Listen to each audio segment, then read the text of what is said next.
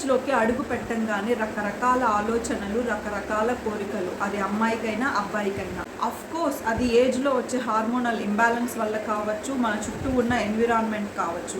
కొంతమంది వాళ్ళకున్న ప్రాబ్లమ్స్ని, వాళ్ళకున్న మెంటల్ స్ట్రెస్ని సిబ్లింగ్స్ ద్వారానో, ఫ్రెండ్స్ ద్వారానో, పేరెంట్స్ ద్వారానో సాల్వ్ చేసుకుంటారు. కొంతమంది సరైన గైడెన్స్ లేక మేము చేసేదే కరెక్ట్ అన్న ధోరణిలో వెళ్తూ ఒక ప్రాబ్లంకి సొల్యూషన్ వెతుక్కుంటూ 100 రకాల ప్రాబ్లమ్స్లో విరిగిపోతున్నారు. అటు ముందుకి వెళ్ళలేక ఇట్లా వెనక్కి రాలేక, ఎలాగంటే ముందు నొయ్యి వెనక గొయ్యి అన్నట్టు. లవ్ అని, అట్రాక్షన్ అని, ఫ్రెండ్స్ అని, పార్టీస్ అని, అవుటింగ్స్ అని, డ్రింకింగ్ అని, స్మోకింగ్ అని, సో మెనీ ప్రాబ్లమ్స్. ఇందులో ఏ ప్రాబ్లం అయినా కావచ్చు, సొసైటీ పరంగా మనం ఫస్ట్ అమ్మాయిని లేకపోతే అబ్బాయిని మాత్రమే తప్పు పడతాం. కానీ ఇక్కడ అమ్మాయిది లేకపోతే అబ్బాయిది ఎంత తప్పు ఉందో, వాళ్ళ ఫ్యామిలీది అండ్ చుట్టుపక్కల ఉన్న ఎన్విరాన్మెంట్ది కూడా అంతే తప్పు ఉంది. ఫర్ ఎగ్జాంపుల్, ఒక అమ్మాయి అప్పటి వరకు విత్ ఇన్ ద బౌండరీస్ ఒక సెక్యూర్డ్ ప్లేస్లో ఉన్న అమ్మాయి వాళ్ళ పేరెంట్స్ని కూడా ఎదిరించి ఎవడో తెలియని వాడి కోసం కొద్ది రోజుల పరిచయంతో వాడు ఒక పూట భోజనం కూడా పెట్టగలడా లేడా అనే విషయం కూడా తెలియకుండా ధైర్యంగా బయటికి వెళ్ళిపోతున్నారు. ఇదంతా జరిగిన తర్వాత యాజ్ ఏ పేరెంట్స్ ఇంత మంచి లైఫ్ ఇచ్చాము, ఇంత సెక్యూర్డ్ ప్లేస్ ఇచ్చాము, మనల్ని వదులుకొని వాడితో ఎలా వెళ్ళింది, అసలు ఏం నచ్చింది వాళ్ళలో అని అనుకుంటాం కదా.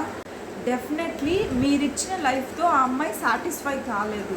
అమ్మాయి అయినా అబ్బాయి అయినా they want either more than that or other than that. మీ పిల్లలు చిన్నప్పటి నుంచి ఏదో ఒకటి మీ దగ్గర మిస్ అవుతూ ఉంటారు, మేబీ ఎక్స్పెక్ట్ చేస్తూ ఉంటారు. అది ఎంత చిన్నదైనా అయి ఉండొచ్చు, ఎంత పెద్దదైనా అయి ఉండొచ్చు.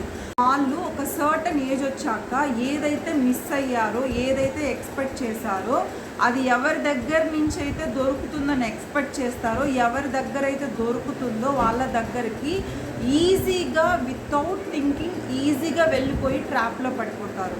కొంతమంది సేవ్ అవుతారు, కొంతమంది లైఫే స్పాయిల్ చేసుకుంటారు. ఇది నా ఓన్గా చెప్తున్నది కాదు, నా ఓన్ స్టేట్మెంట్ కాదు, ఇది ప్రాక్టికల్గా ప్రూవ్ అయింది. సో యాజ్ ఏ పేరెంట్స్ ఎంతసేపు మనకి నచ్చింది ఇస్తున్నామా, లేకపోతే పిల్లలకి నచ్చింది ఇస్తున్నామా, ఈజ్ దేర్ ఎనీథింగ్ మిస్సింగ్, లేకపోతే వాళ్ళు ఇంకేమన్నా ఎక్స్పెక్ట్ చేస్తున్నారా, is there anything going wrong, ఇలా ముందు నుంచి ఆలోచించండి. మన పిల్లల్ని మనం ఏమన్నా ప్రెజరైజ్ చేస్తున్నామా, మన ఆలోచనల్ని వాళ్ళ మీద ఏమన్నా రుద్దుతున్నామా, ఇలా ఆలోచించండి. ప్రాబ్లం రాకముందే keep in touch with your kids emotionally and affectionately. Thank you for watching.